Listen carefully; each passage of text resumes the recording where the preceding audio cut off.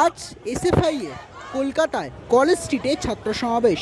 Sealdah station এবং Howrah station থেকে বিপুল পরিমাণে জমায়েত, তারপর সেই মিছিল করে হাওড়া স্টেশন এবং শিয়ালদা স্টেশন থেকে দুটি মিছিল একত্রিত হয়ে পৌঁছে যায় আজ কলেজ স্ট্রিটের বুকে।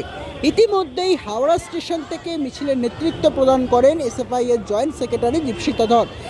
আজকে বর্তমান পরিস্থিতিতে দাঁড়িয়ে এই ছাত্র সমাবেশ করার মূলত উদ্দেশ্য এসএফআই এর ইতিমধ্যেই বর্তমান পরিস্থিতিতে পশ্চিমবঙ্গের শিক্ষা ব্যবস্থার যা হাল, সেই শিক্ষা ব্যবস্থার হাল শুধরানো প্রয়োজন, উন্নতি সাধনের প্রয়োজন সেই জায়গায়, এবং বর্তমান পরিস্থিতিতে দাঁড়িয়ে তারা বারংবার যে প্রশ্নটা তুলছে, ইতিমধ্যে বর্তমান পশ্চিমবঙ্গে বিদ্যালয়গুলি বন্ধ হতে চলেছে, বিদ্যালয়গুলি রিকেট রোগীর মতো অবস্থায় কার্যত পরিণত হয়েছে।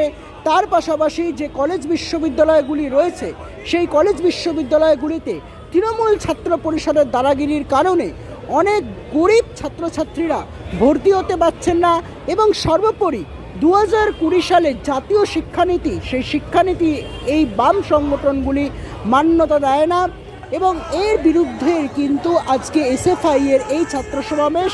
ইতিমধ্যেই শিয়ালদা স্টেশন এবং হাওড়া স্টেশন থেকে মিছিল পৌঁছে যায় সরাসরি কলেজ স্ট্রিটে। কলেজ স্ট্রিটে হয় এসএফআই এর এই ছাত্র সমাবেশ।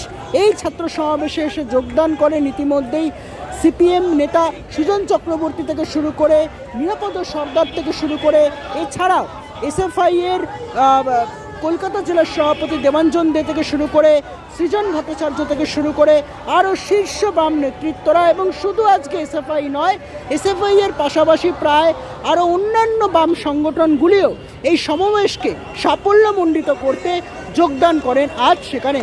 কী হচ্ছে সেই ঘটনার দিকে নজর রাখতেই হচ্ছে, দেখতে থাকুন সেই চিত্র ভিশন প্লাস নিউজে। ক্লিন চিট দেওয়া মানে শুধু শুভেন্দু অধিকারীকে ক্লিন চিট দেওয়া নয়, ওই নারদা স্ট্রিং স্ক্যামে তৃণমূলের যত তাবড় নেতাদের আমরা দেখতে পেয়েছিলাম হাত পেতে ঘুষ নেওয়া হচ্ছিল, সবাইকে উনি ক্লিন চিট দিয়েছেন। তাহলে কিছুদিন আগে পর্যন্ত উনি যখন বিচারপতি ছিলেন উনি দুর্নীতির বিরুদ্ধে কথা বলছিলেন, হঠাৎ করে এমন কি হয়ে গেল বিজেপিতে যাওয়ার পর দুর্নীতির বিরুদ্ধে উনি আর স্পষ্ট করে কথা বলতে পারছেন না, চোরেদের ঘুষখোরদের পক্ষে তাকে কথা বলতে হচ্ছে।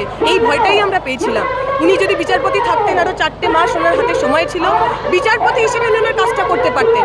সেই কাজ না করে নিজের কেরিয়ার রিটায়ারমেন্টের পরবর্তী জীবন বাড়ানোর জন্য উনি বিজেপিতে গেছেন। ওনার ভালো হোক, কিন্তু সাধারণ মানুষের, যে মানুষ ওনার দিকে আশা করেছিল, যে বেকার যুবক যুবতী ছাত্রছাত্রীরা ওনার দিকে তাকিয়েছিল, তাদের উনি আশা ভঙ্গ করলেন, মোহভঙ্গ করলেন।